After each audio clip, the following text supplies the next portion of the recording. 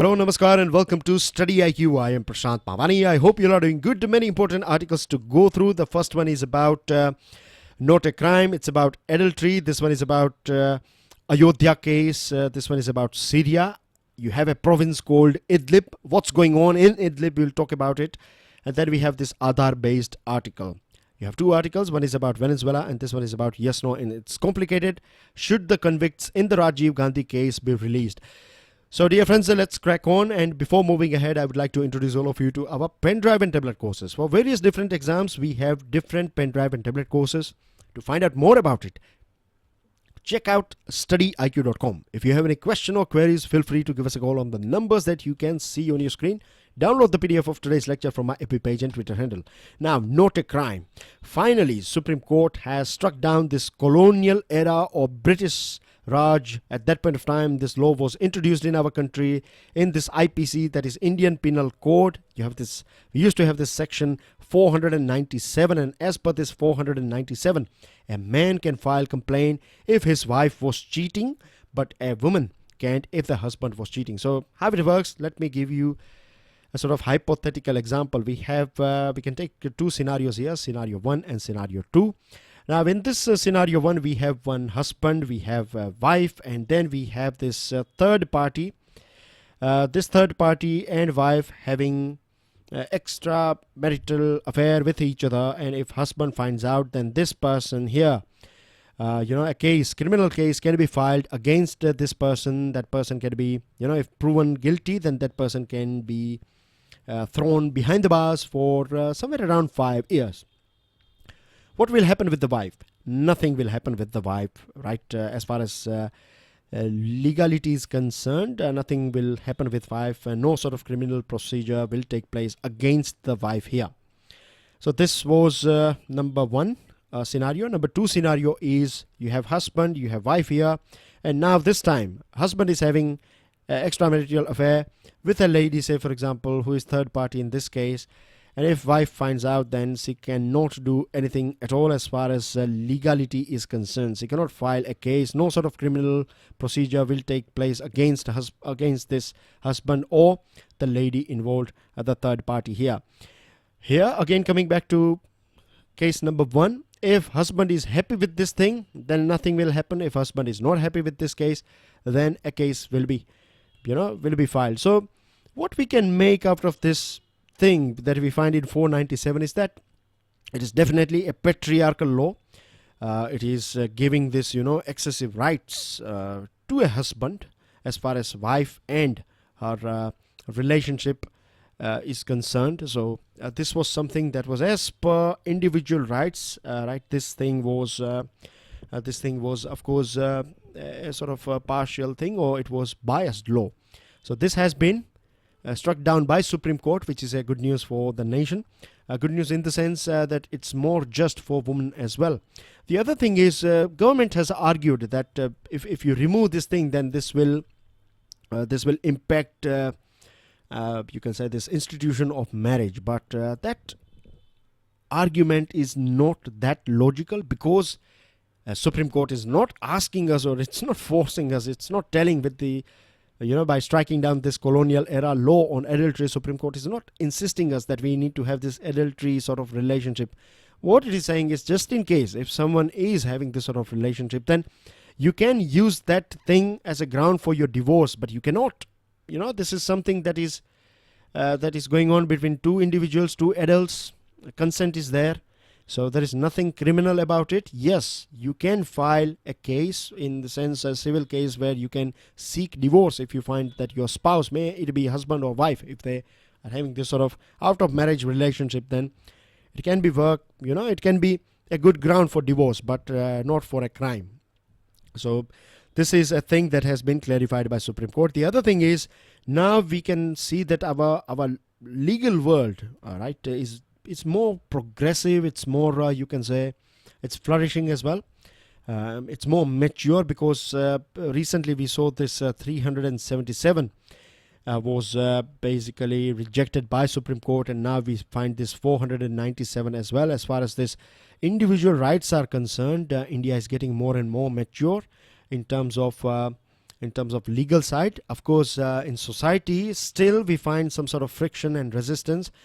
But as time will pass by, things will change. Now, the time will decide whether it will change for good or bad. But as from where we are standing, it looks like it's going to be a bit more mature, a bit more, I would say, equal for various different groups in our country.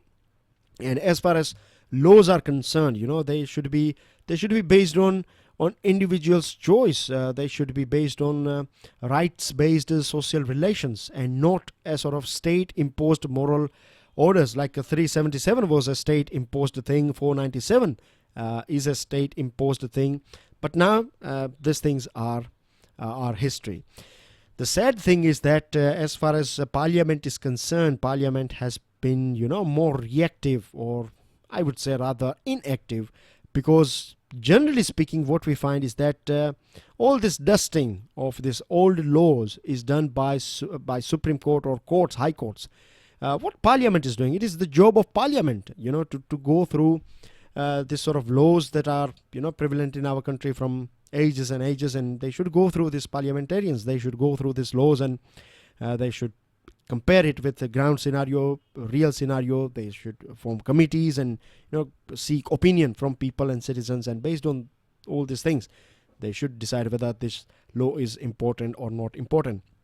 Something that UK, over there, they do this thing that they after a certain period of time, they will go through that law to make sure whether the law is means more up to date or not, whether it is required or not. So this is something that we need, but it's a good concept. But we are busy with blaming each other. We are busy with you can say wasting important, or you can say this important hours that we get in our parliament or in our legislative assemblies.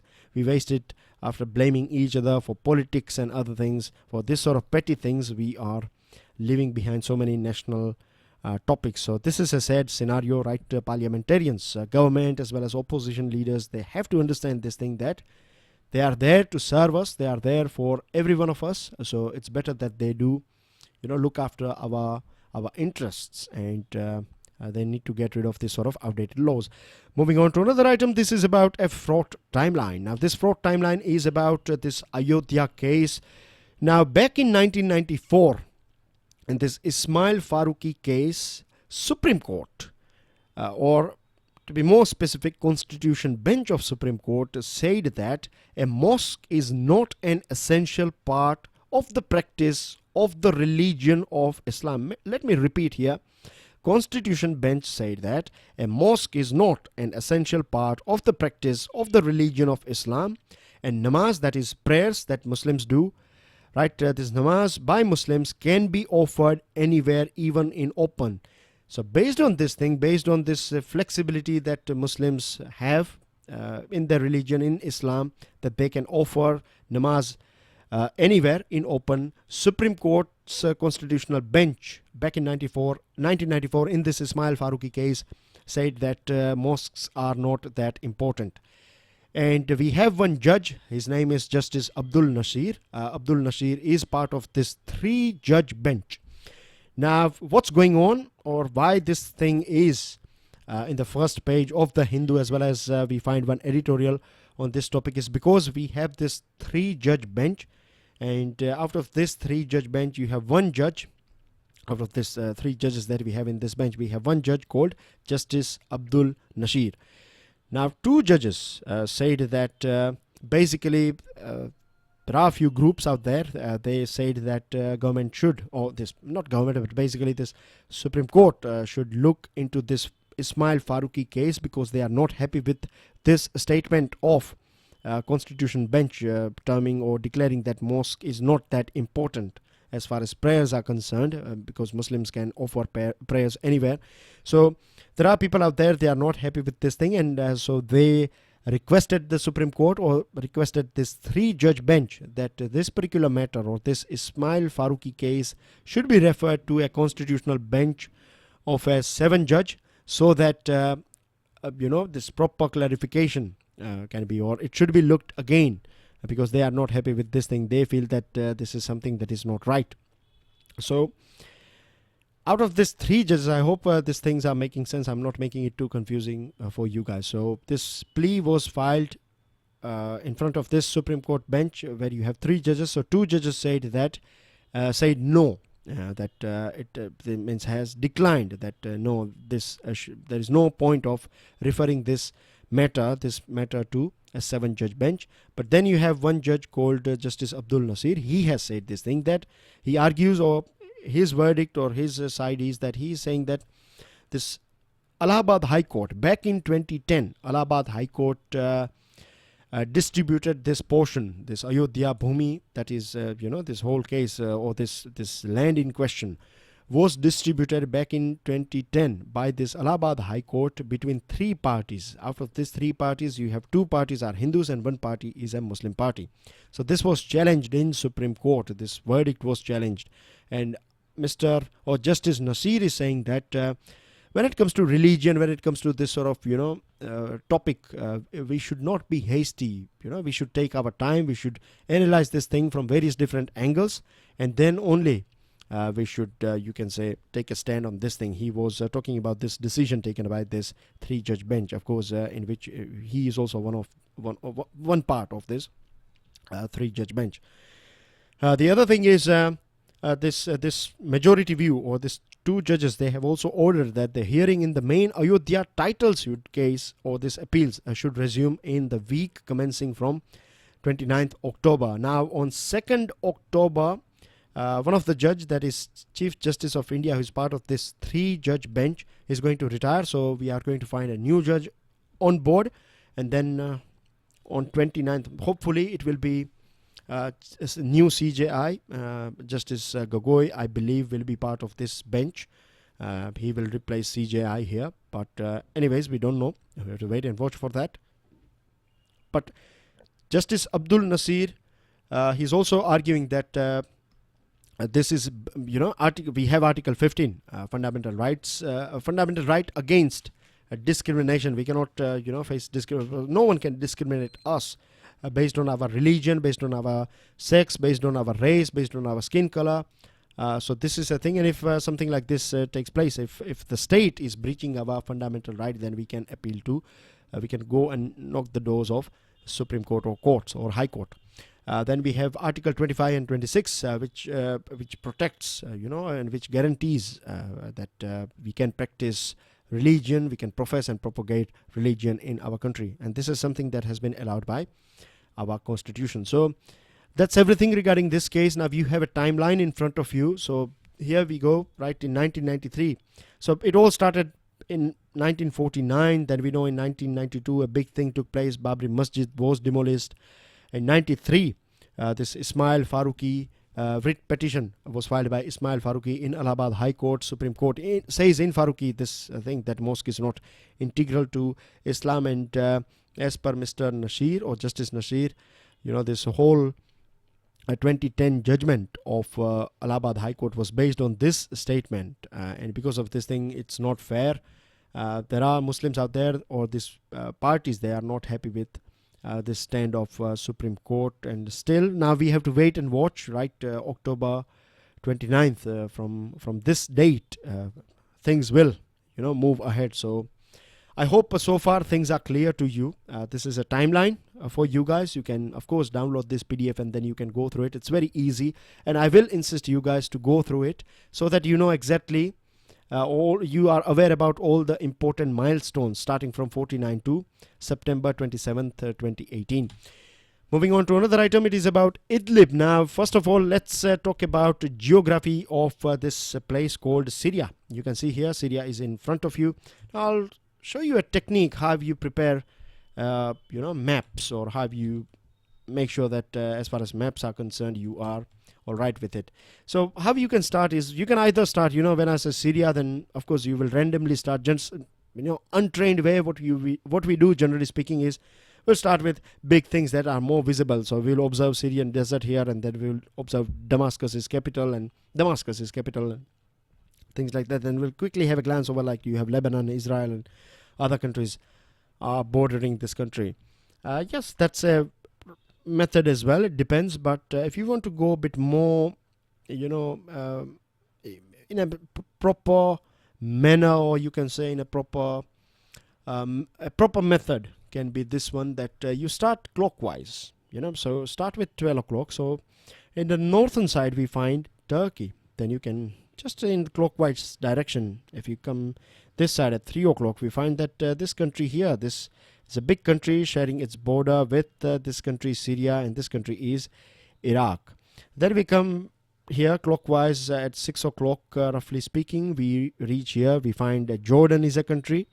And then as we move ahead towards 7 o'clock, we find Israel is there, a little bit 8 o'clock Lebanon, and at 9 o'clock we find that it is sharing its border with Mediterranean Sea as well. So it's not a landlocked country, isn't it? So this is how you can start with, and then you can of course go in, you can start from north, east, west, south, it depends, or you can again have a clockwise or anti-clockwise, depends what is comfortable for you, what works for you. You can also start anti-clockwise, but generally speaking we are used to with this clockwise thing, because we watch time and things like that. So this is something that we have been doing on for a very long period of time. So our eyes are, you can say, in a way trained for this clockwise thing. So this is how you prepare for it, and directly, indirectly, we have also talked about all those countries and items that cover this country called Syria. Now here you find this place. Can you see here Idlib? This is Idlib here. So let me show you another sort of thematic map, and this map talks about who is basically ruling which part of Syria. So this red portion is government forces, or government is ruling over this portion, and you have president called Assad, right? Bashar al-Assad is the president of Syria. Then you have ISIS here in bits and pieces, not that much. It used to be in a bigger chunk, but now you have this yellow portion. This yellow portion is covered by Kurdish forces, and Kurdish people, they don't have this Kurdish community or people, they are seeking their independent land, Kurdistan. And as far as this government of Syria is, or Assad and Kurdish regime, right, they don't have that sort of violent relationship with each other. They are ready to talk with each other. So it's not a big threat for Mr. Assad. But here, this portion here, Idlib region, is a matter of concern, because you have this Hayat Tahrir al-Sham. Here we will refer them as HTS. Hayat Tahrir al-Sham. This is a group that is controlling this portion here. This group is a terrorist group having its relationship with Al-Qaeda. And as we have talked about this thing, that that this portion here is Turkey. So you have Turkey as well. This country is involved in this thing, because recently, back in 17 September 2018, Mr. Putin, who is president of Russia, and Erdogan, who is president of Turkey, together they agreed on a thing that they are not going to strike this portion here called Idlib, because if they strike here, what will happen is you have somewhere around 3 million people, civilians. When this whole crisis started, people from various different parts of Syria, they started heading towards various different parts. So you have some 3 million, that is 30 lakh people or civilians are living in this Idlib region. You have some 15,000 as per United Nations, right? We have this figure that we have 15,000 HTS, this Hayat group in this portion here. So to kill this 15,000, we cannot risk the lives of 30 lakh people. The other thing is this agreement that was signed between agreed between Mr. Putin and Erdogan is important for both of them as well, for Russia as well as Turkey, because if the strikes do take place here, then it is going to create this humanitarian crisis, and more people, refugees will cross this border and will head towards Turkey. Turkey is already holding some 3.5 million Syrian refugees, and roughly you can add 1 million or 2 million on top of it, then this is going to be a sort of very painful thing for Syria. Syria is not in capacity, for Turkey. So it will become very much difficult, isn't it, for Turkey to handle some more refugees. And now Russia is supporting Mr. Assad's regime, but at the same time, Russia does not want to spoil its relationship with Turkey, because Turkey is a country that is part of this North Atlantic Treaty Organization, and this country has always been closer to USA. But after Mr. Trump, what we find is this Turkey is orbiting near or getting closer and closer to Russia and drifting away from USA. So it's a sort of political game as well for Russia as well as for Turkey. It wants to build this relationship because Mr. Erdogan, he has his or her, his own agenda, and his government, they have their own agenda. Of course, we are not going into all those details, but you have some other complicated issues here. Like, say, for example, you have this Kurdish people, right? Now, this Kurdish people or this region or people belonging to this basically Kurdish community is considered as terrorist organization by Turkey here. So you find this complexity here. Then you have Iran, a country that is supporting Bashar al-Assad's government. Then you have Kurdish people. They are supported by USA, and they are USA and Turkey relationship and USA and Kurdish relationship. Kurdish people played a very important role in controlling this ISIS or this Daesh people, or these ISIS terrorists were hunted down by this Kurdish people. So all these things are here. So it's getting a bit more complicated here. At present, Russia and Turkey, they have decided that they are not going to hit this Idlib.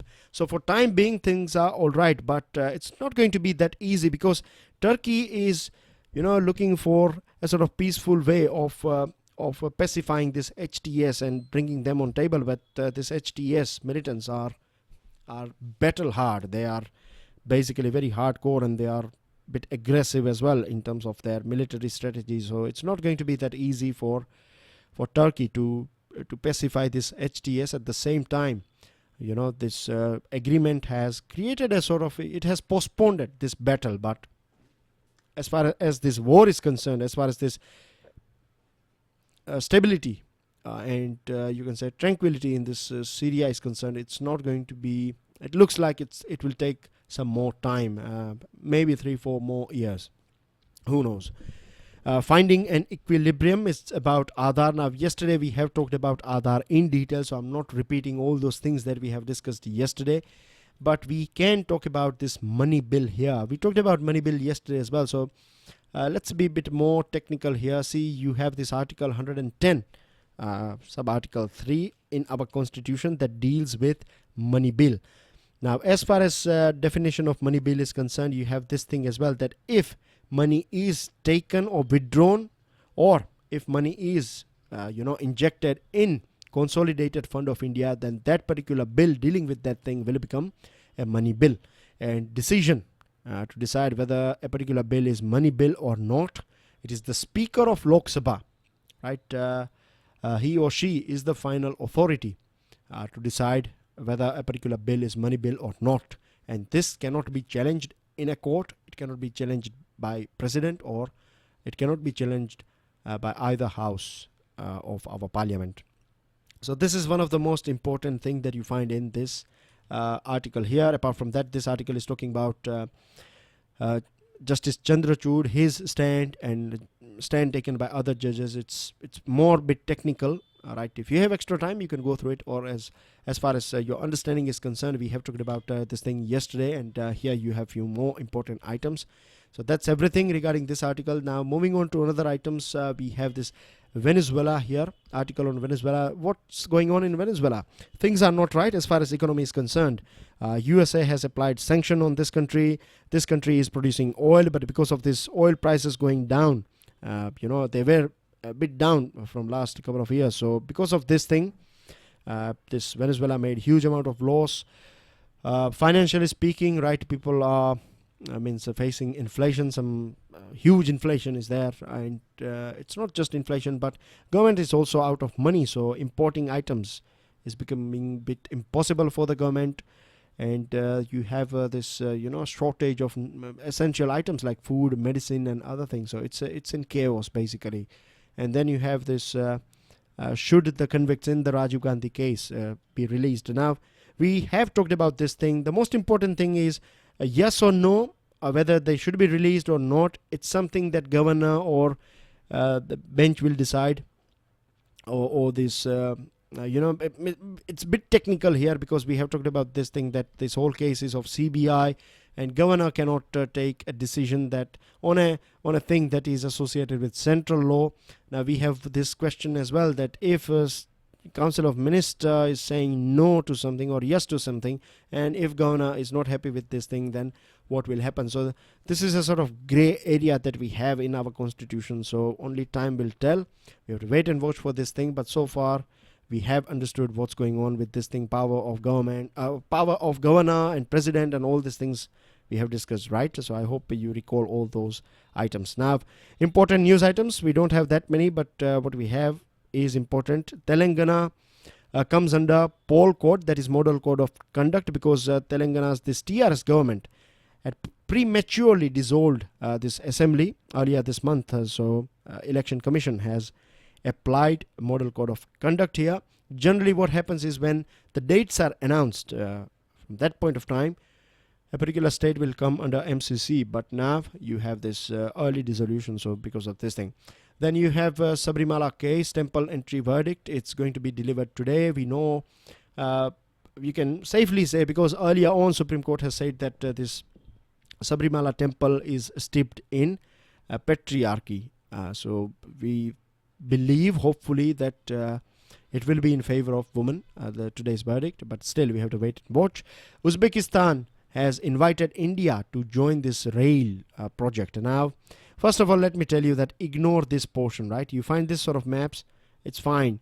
The reason why I have decided to take this one, because this is the most visible, right, map as far as this Afghanistan and Uzbekistan is concerned. So my main motive here is to show you this thing, that they share a border with each other, and Uzbekistan is building a rail line, or it wants to build a rail line here in Afghanistan, and it has invited India that we can take part here. So it will be good for us, for India-Afghanistan relationship, as well as Afghanistan will benefit out of it.